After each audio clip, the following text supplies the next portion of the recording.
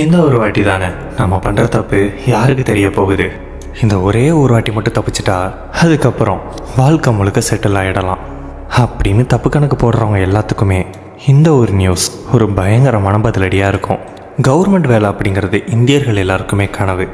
ஒரு சிலர் அதிகமான காசு கொடுத்து கோச்சிங் சென்டர் போயிட்டு கஷ்டப்பட்டு படித்து அந்த எக்ஸாமில் பாஸ் ஆவாங்க. இன்னும் ஒரு சிலர் எந்த ஒரு கோச்சிங் சென்டரும் போகாமல் வீட்டில் இருந்தே கஷ்டப்பட்டு படித்து பெரிய பெரிய ஆஃபீஸரெல்லாம் கூட ஆகியிருக்காங்க.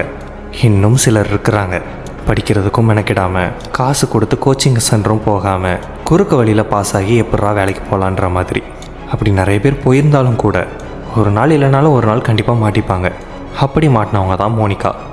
Special operation group SOG sub இன்ஸ்பெக்டருக்கான எக்ஸாமில் குறுக்கு வழியில் பாஸ் ஆகி ட்ரைனிங் வரைக்கும் போனவங்க தான் மோனிகா.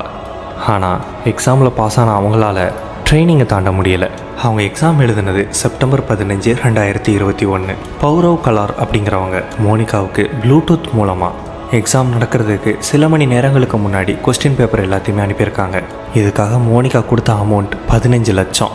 அப்படி 15 லட்சம் கொடுத்து கொஸ்டின் பேப்பர் வாங்கி படித்ததில் ஹிந்தி எக்ஸாமில் 200க்கு 184 மார்க்கும், ஜென்ரல் நாலேஜில் 200க்கு 161 மார்க்கும் வாங்கி எக்ஸாமில் பாஸ் ஆகிட்டாங்க.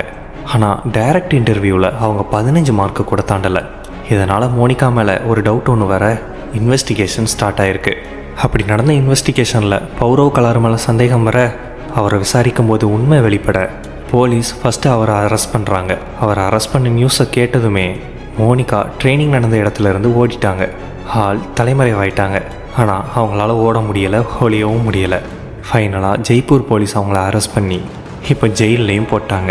காசு கொடுத்து கொஸ்டின் பேப்பர் வாங்கி படித்து நல்ல மார்க் எடுத்து இன்டர்வியூவில் கொஞ்சம் சொதப்புனா கூட ட்ரைனிங் வர வந்தாச்சு.